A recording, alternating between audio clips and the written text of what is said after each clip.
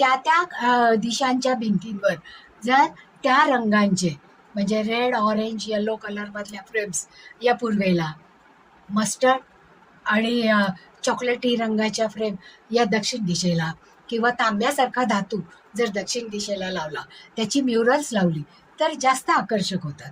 त्याचप्रमाणे पश्चिमेचे पडदे light blue किंवा ग्रीन कलरचे, लाईट ग्रीन अशा पद्धतीने जर केले किंवा तिथे फ्रेम लावल्या, त्याचे पडदे केले तर ते जास्त आकर्षक दिसतील आणि वास्तूच्या कलरप्रमाणे त्याचा इफेक्टही आपल्याला मिळेल.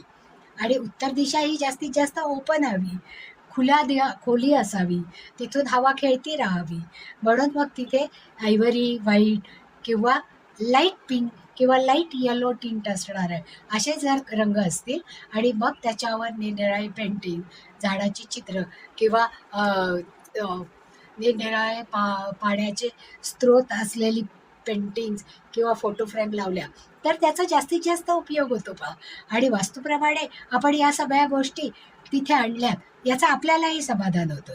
म्हणजे आता ज्यावेळेस आपल्याला पूर्व आणि आग्नेय यांचा विचार करा, कारण पूर्व आणि दक्षिणेच्या मधली आग्नेय असते, म्हणजे त्या भागामध्ये आपल्याला लाल, हिरवा आणि पांढरा रंग सगळीकडेच चालणार आहे, कारण पांढरा रंग एनर्जी देणार आहे आणि जी निगेटिव्हिटी आहे ती रिफ्लेक्ट करून बाहेर टाकणार आहे.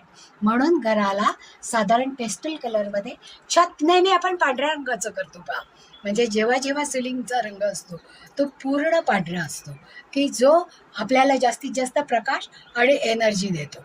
मग पूर्व, आग्नेय आणि दक्षिण दिशेमध्ये जर या अशा पेस्टल कलरचा वापर केला आणि त्याच्यावर लाल, हिरव्या, पांढऱ्या फ्रेम्स लावल्या, चित्र लावली किंवा निरनिराळी निसर्गचित्र तिथे लावली तर ती जास्त आकर्षक होतात पहा. किंवा आग्नेयामध्ये जर अगदीसारखं चिन्ह किंवा कमंडलू, पितळेचा कमंडलू अशासारख्या गोष्टी जर ठेवल्या तर त्या जास्त आकर्षक वाटतात. आता दक्षिण आणि पश्चिम याच्यामधली नैऋत्य दिशा आहे. मग या नैऋत्य दिशेवर राहूचा अंमल असतो, मग तिथे पिवळा किंवा केशरी रंग चालतो पहा आपल्याला.